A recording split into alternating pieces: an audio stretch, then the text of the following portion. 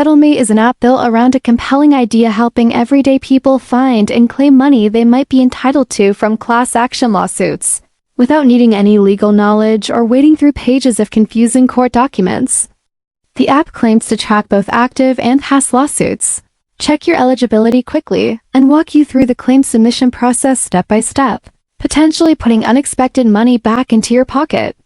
For some users, this promise has delivered. There are genuine stories of people recovering anything from small sums to several $100s they never would have discovered on their own.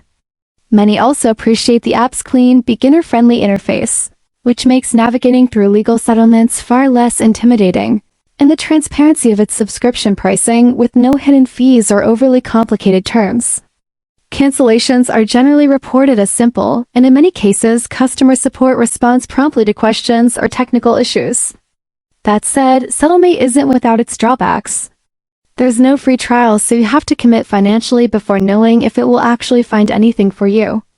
Some users have noted that the payout estimates shown in the app can be overly optimistic, leading to disappointment when the actual settlement is lower than expected.